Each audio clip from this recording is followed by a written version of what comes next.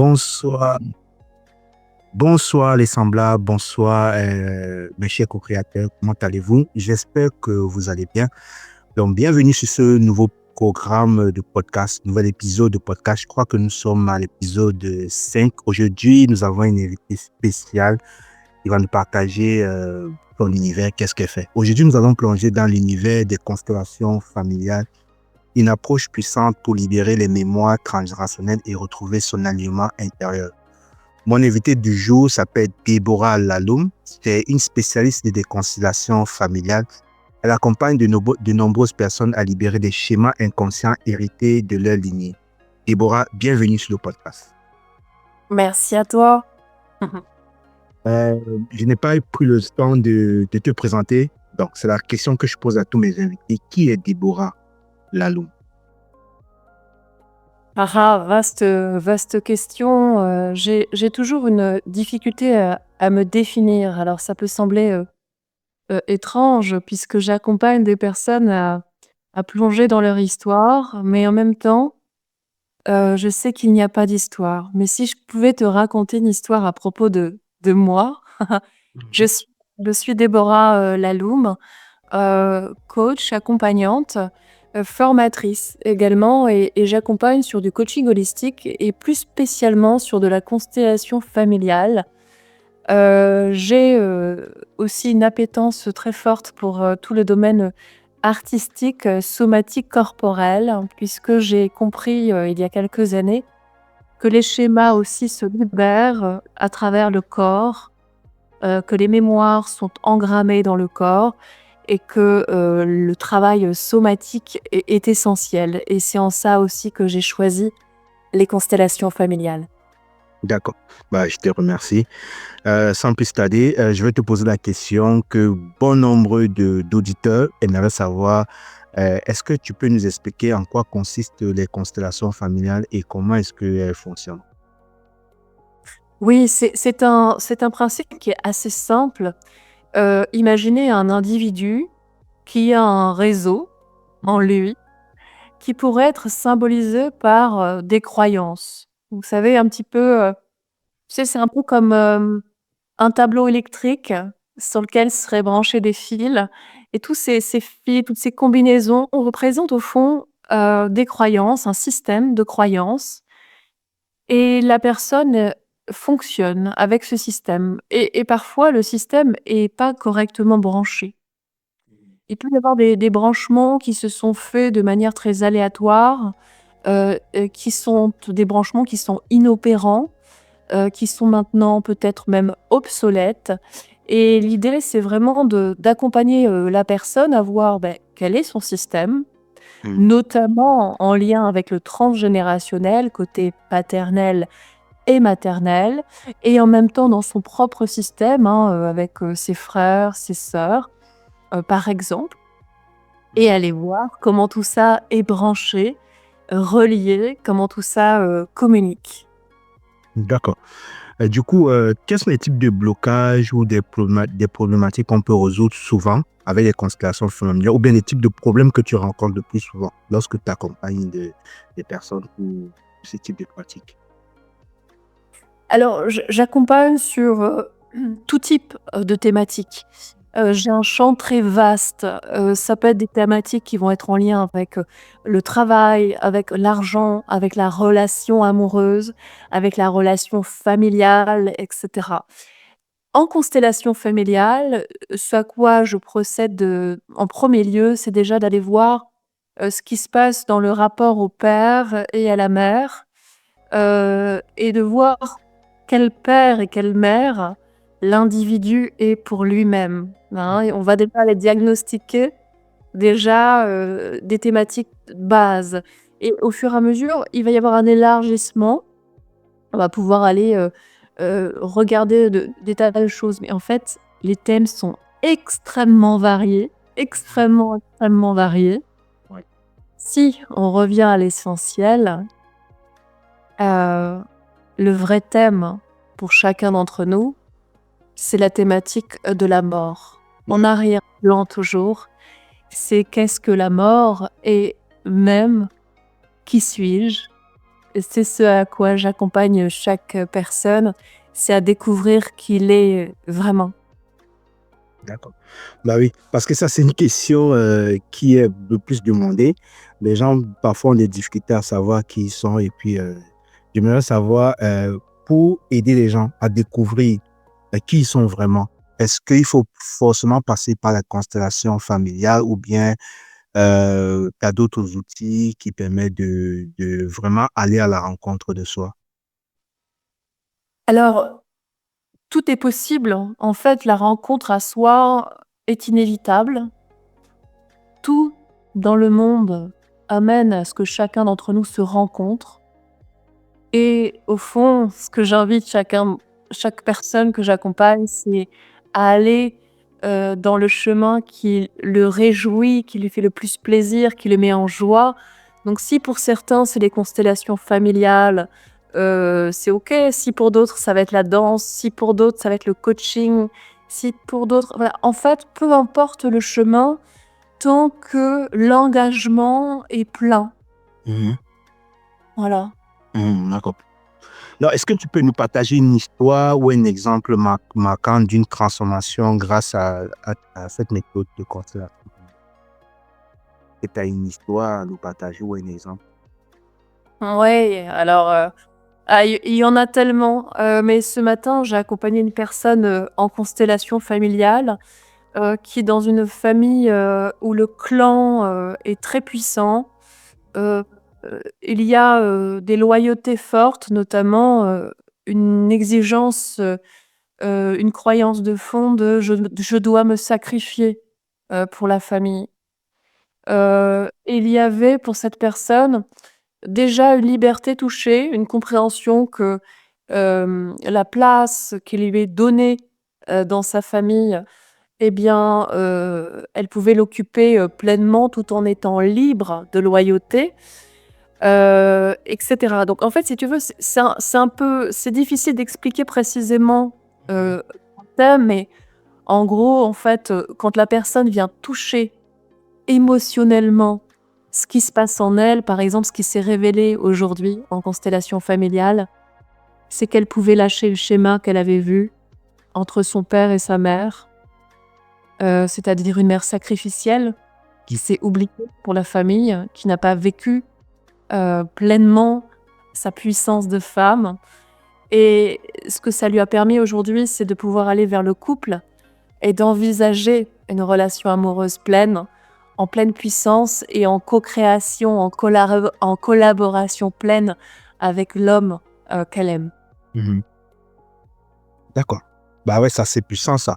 Parce que on constate que beaucoup dans les cultures, beaucoup plus dans les cultures, généralement en Afrique, il y a encore cette notion de sacrifice. Donc moi-même, quand j'en discute avec des gens, je me rends compte que beaucoup de personnes sont encore dans cette énergie où on doit se sacrifier pour la famille jusqu'à oublier ses propres besoins. Et c'est la raison pour laquelle, dans ce sens, j'aimerais te poser cette question. Quelles sont les conséquences qui peuvent arriver si jamais on est dans ce type de fonctionnement? Alors, ce qui est essentiel de rappeler, c'est que peut-être que dans la culture africaine, par exemple, hein, il apparaît plus évident, la demande de prise en charge de la famille ou de sacrifice est présente. Mais je voudrais te faire remarquer, moi-même accompagnant, des personnes de toute culture et moi étant dans, de la multiculturalité, c'est-à-dire, un père, du Maghreb et une mère, par exemple française, Mhm, le sacrifice est tout autant là. mhm, C'est-à-dire que la culture du sacrifice, la culture de la culpabilité, la culture de la frustration est présente, partout. Ce n'est pas, heu, ce n'est pas dans une nationalité plutôt qu'une autre, quoi, hein. Par contre, dans certaines, on a l'impression que c'est plus présent, mais en réalité, c'est toujours sous-jacent à tout système, et notamment, on peut l'observer, dans, la religion, qui propose, en fait, l'individu de se soumettre à quelque chose de plus grand, mhm, de se sacrifier pour quelque chose de plus grand, alors que ce qui est capté pour moi, c'est que nous sommes, ce plus grand, hein. Chaque individu est habité pleinement, de cette, immensité et en même temps est cela. Donc ça pose la question, essentielle de l'identité de chacun, de qui es-tu vraiment, vraiment? Pourquoi as-tu besoin de te soumettre? Et cette soumission, en fait, n'est pas nécessaire. Il est tout à fait possible d'accompagner sa famille, de prendre soin, de tout son cœur sans qu'il y ait soumission. Parce que quand il y a soumission, il y a domination. Mhm. Domination, il y a potentiellement violence et brutalité. Et en fait, on peut très bien œuvrer à prendre soin de la famille sans faire entrer, de la brutalité, de la confrontation, de la rancœur et de l'empêchement, par exemple. Ouais, ouais, c'est ça. Dans tous les cas, c'est bien expliqué et je pense que nous sommes arrivés dans une ère où je pense que chacun doit essayer de sortir de cette énergie et voilà, à pouvoir s'assumer. La responsabilité aussi est importante. Je voulais savoir quels sont les signes qui montrent qu'un blocage est d'origine transgénérationnelle parce que tout à l'heure, tu as évoqué la notion de transgénérationnel et je voulais d'abord savoir qu'est-ce que c'est et peux-tu aussi me dire quels sont les signes qui montrent qu'un blocage est de type transgénérationnel? Alors le transgénérationnel, cela représente, la lignée, maternelle, Hmm. la lignée, paternelle. Chaque individu au cours de sa vie vit des expériences et de manière consciente ou inconsciente, engramme corporellement, génétiquement, énergétiquement, de l'information. Quand je dis engramme, c'est que ça ne va pas être digéré pleinement. Hmm. Alors, parfois c'est totalement digéré, ça fait tout, bouger, hein, le corps bouge, l'énergie peut être en mouvement puisqu'on est dans un monde, de mouvement et parfois, il y a comme une stagnation et cette stagnation en fait, descend de génération en génération jusqu'à trouver un corps, qui puisse faire bouger cette énergie. Parce que le propre de la vie, c'est le mouvement, en fait. Mhm. Et c'est l'expression de la forme. Et tant que la forme n'a pas pu s'exprimer, elle saute des générations. En fait, elle va là où elle peut pour pouvoir sortir. Donc, en réalité, bon nombre d'entre nous sommes en train de régler, d'une certaine manière, des thématiques qui étaient la thématique d'un arrière-grand-père. Ouais, Parfois, c'est cette génération en arrière. ouais, c'est ça. D'accord.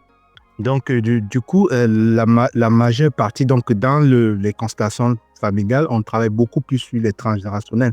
Est-ce que ça a un lien aussi avec tout ce qui est karma et vie antérieure? Alors, j'ai dans mes coachings holistiques la possibilité de voir, et de traverser, d'explorer les vies karmiques, heu, l'aspect, on va dire, multidimensionnel karmique. En constellation familiale, nous avons aussi la possibilité, d'explorer le système de la personne. Par exemple, on peut consteller, la personne vient en me disant: «Voilà, j'ai une difficulté avec, la maison, il y a des travaux, qui, n'arrivent pas à aboutir», par exemple. Ou alors j'ai un problème pour vendre ma maison et je vais, représenter son système. Alors, il faut rappeler que les constellations familiales peuvent être faites en individuel ou alors en collectif. L'idée, c'est de représenter le système. Donc, par exemple, je vais représenter la maison, l'empêchement, aller chercher le point de blocage et c'est comme ça que l'information, va être trouvée, ou renseignée.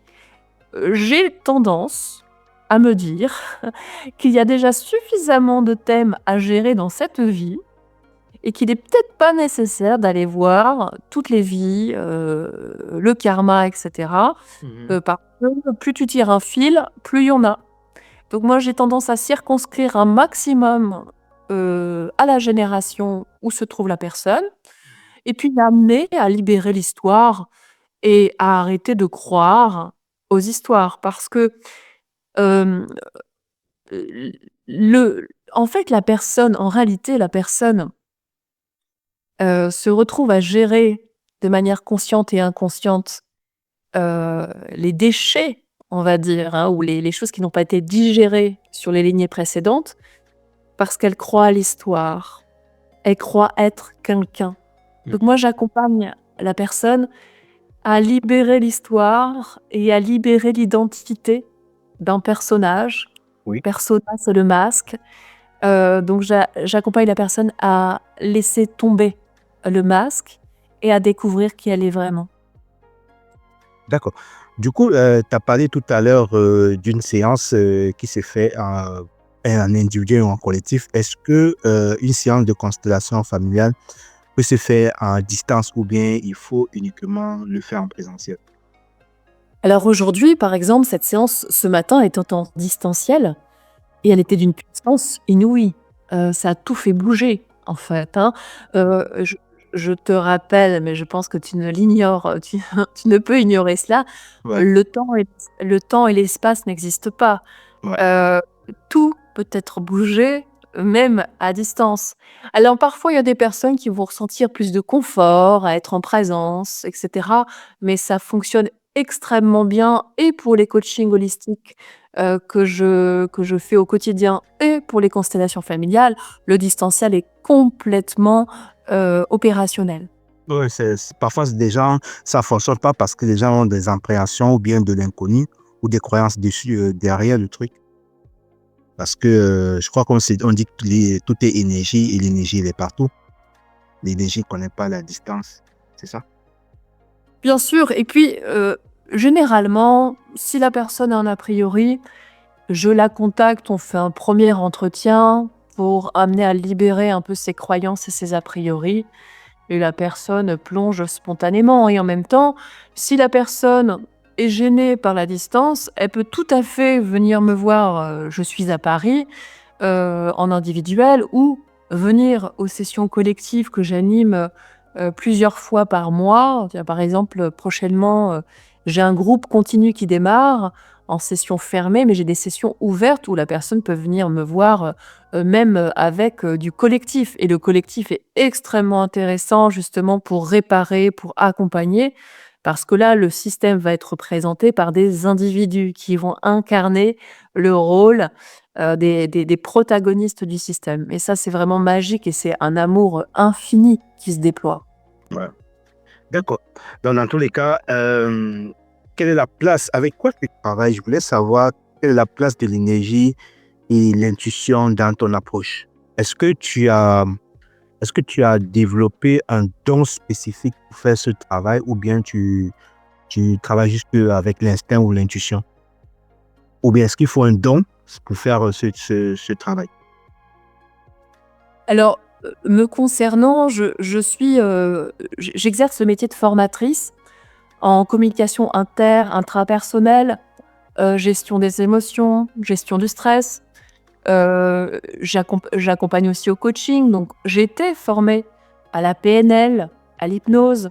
J'ai été certifiée en coaching, j'ai appris des techniques, vibratoires, quantiques, des techniques, sur des outils sur, la Kundalini. Mmh. J'ai intégré des groupes pendant des années, de pratiques, de cercles de parole, d'expression de soi, donc et aussi d'intuition. Je suis entraînée à intuiter, corporellement l'information, hein, tout simplement par écho, par effet de résonance ou de vibration. Alors, je pense avoir une nature déjà disponible et faite pour ça et en même temps, j'ai passé des années à entraîner cette capacité, et notamment, il me semble que c'est ce qui fait, cette puissance aujourd'hui. C'est-à-dire que j'ai entraîné, le corps et j'ai accompagné le mental à lâcher, Mmh. ce qui fait qu'aujourd'hui, toute information qui m'est partagée, je capte automatiquement le système inconscient et corporellement, toutes les informations, traversent. Mmh. C'est-à-dire qu'il y a une capacité aujourd'hui chez moi à être suffisamment transparente, comme, le lac, pour que les nuages s'y reflètent. Donc je suis comme l'écran, sur lequel, le film passe et ce qui permet en fait de ressentir intégralement, ce qui se passe. Donc l'intuition est évidemment, heu, ce qui m'accompagne dans les constellations, mais il y a aussi toute une connaissance technique. J'ai participé à des milliers, de constellations familiales et accompagné des centaines de personnes à consteller. Mmh. Donc il y a aussi, l'entraînement qui est important, voilà, à mon sens. OK. Du coup, quel conseil donnerais-tu à quelqu'un qui veut commencer à explorer les constellations familiales? Eh bien, simplement je dirais de se laisser aller à de l'exploration, Mmh. de sentir, si, le thérapeute ou la thérapeute, qui accompagne, amène suffisamment de sécurité, de tranquillité pour que la personne puisse se déposer, puisse venir avec, ses thématiques et se laisser faire. Tu sais, c'est un peu comme un ostéopathe, que tu irais voir. Ben, moi, il me semble que, l'écoute est essentielle, quoi. Non, il est important que le thérapeute puisse, écouter pleinement la personne qui se présente, l'accueillir. Ma patte, c'est la douceur, donc personnellement, quand j'allais en constellation familiale, bah, j'allais vers des personnes qui étaient calibrées pour pouvoir être dans l'écoute, Ouais. la douceur et la puissance à la fois, tu vois? Ouais. Mmh. OK. Donc, maintenant on va parler de toi. Où peut-on te trouver? Comment peut-on travailler avec toi si jamais, des gens ont besoin d'entrer en contact avec toi? Parce que c'est une approche assez intéressante. Oui, moi je suis basée à Paris, donc en présentiel à Paris, mais aussi en distanciel, hein, donc j'accompagne des personnes à travers, toute la France et même à l'étranger. J'ai un site internet qui s'appelle Neo, Neo-talent au singulier.com, donc il est très facile, de me trouver sur internet et également sur Instagram, Déborah Laloum, sur Facebook aussi, enfin je suis assez présente quand on de toute façon si la personne tape mon nom sur internet, elle va vite voilà. Ouais, ouais, c'est Et ça. puis, bah, il suffit de s'inscrire à la newsletter, m'envoyer un mail, j'envoie l'information et la personne est au courant, des événements qui ont lieu et en fait, voilà, la prise de rendez-vous est simple, en me contactant par mail, voilà. D'accord. Et as-tu un dernier message à partager à ceux qui sentent et qui portent des poids familiaux et qui hésitent à faire une constellation? Oui, en fait, moi, ce qui me vient spontanément, c'est qu'il n'est pas normal de porter des poids. Ouais, ça c'est La vie est là pour au contraire nous porter. À nous permettre de nous déposer, heu, en elle et lorsqu'il y a une sensation de porter quelque chose, c'est déjà suspect. C'est déjà suspect et je dirais même que toute souffrance est suspecte parce que notre nature est de sentir, notre corps se déployer, de sentir cette légèreté, cette tranquillité. Donc si ce n'est pas là, moi j'invite à chacun à prendre soin, en fait, dans une infinie douceur et dans un infini amour. Donc tout ce que je peux, proposer à chacun d'entre vous, voilà, qui écoutez ce podcast, c'est vraiment le soin à soi, quoi. C'est cette évidence. d'accord. Je voulais venir à une autre question. Les poids dont tu parles, est-ce que c'est des poids qui sont faits consciemment? Parce que parfois, on peut lire dans certains articles que l'âme, avant de s'incarner, décide de faire des choix, des épreuves ou bien des expériences qu'elle doit porter pour pouvoir grandir, évoluer. Est-ce que ces poids dont tu évoques, ce sont des poids qui sont faits consciemment par une âme ou bien ce sont des poids qui se font au fur et à mesure que la personne vit dans une famille, donc depuis son enfance jusqu'à maintenant? Alors, de mon point de vue, l'âme, le karma, la multidimension, l'histoire, hein, tout ça ne sont que des mirages. Oui. Ça ne sont qu'une forme, d'aide à vivre lorsqu'il y a des questions qui se posent. C'est de mourir à la question. Mais chaque être humain, souvent, a tendance à vouloir trouver des réponses et va trouver des réponses dans un karma, va trouver des réponses dans une âme, va trouver des réponses mais la vie est sans question, en fait. Elle ne sait pas est essentiel. Et l'idée, c'est d'abandonner, en fait, toute recherche d'explication et de compréhension, parce que c'est bien au-delà du mental. Mhm. Bien au-delà du mental. Alors, lorsque maintenant, la personne sent ce poids, il est essentiel d'aller explorer corporellement et de permettre au corps d'être libéré d'un poids, en fait. Pourquoi souffrir? Voilà, la seule question qui pourrait se poser, qu'est-ce qui fait que la souffrance est là quand notre nature est une nature d'amour, de soin et d'expansion? Mhm. C'est tout. Après après, est-ce que c'est l'histoire? Est-ce que c'est ci? Est-ce que c'est ça? Est-ce que blablabli? Est-ce que blablabloute? En réalité, lorsqu'on vient en constellation familiale me voir, c'est bien au-delà de toute explication, de toute histoire, c'est ressentir corporel ce qui est là. Ouais. D'accord. Dans tous les cas, je te remercie, Déborah, pour ce partage profond et inspirant. Donc, ce qui m'a permis d'apprendre beaucoup de choses. J'espère aussi que les abonnés, ceux qui écoutent le podcast ont vraiment pris conscience de cet outil puissant. Parce que je voulais qu'on en parle, parce que je connais la puissance de cet outil. Puisque moi, ça fait longtemps on se connaît. Voilà, on a eu à faire des cours de méditation ensemble depuis que j'étais venu faire ça auparavant. Donc, j'espère que cet échange ouvrira les portes à tous ceux qui ressentent l'appel de la libération transgénérationnelle. Est-ce que tu as quelque chose à dire en dernier avant qu'on ne se sépare? Je voulais te remercier vraiment pour ce que tu partages, parce que tu as une capacité à partager, à transmettre tes explorations avec beaucoup de générosité et je suis sûre que les cœurs le sentent ça et c'est très beau chez toi et je suis heureuse de t'avoir rencontré il y a plusieurs années, de t'avoir, sur mon chemin. De vivre tout ça avec toi parce que je ressens, vraiment, un amour immense et une grande gratitude de la vie pour toutes ces rencontres qui jalonnent cette vie, en fait. Donc merci à toi. Merci beaucoup, Déborah. Bon, en tous les cas, je te remercie d'avoir accepté l'invitation. Peut-être on va se rencontrer et je vais t'interviewer pour une autre circonstance ou bien pour autre chose en lien avec ce que tu fais. Je te remercie. Merci, ces abonnés, de nous avoir écoutés. J'espère que voilà, vous avez appris beaucoup de choses. Donc, n'hésitez pas à partager, à liker. Si vous avez des commentaires, n'hésitez pas à poser des questions. Je vais laisser toutes les coordonnées de Déborah sous la description de la vidéo. Merci à vous et puis je vous souhaite de passer un bon après-midi.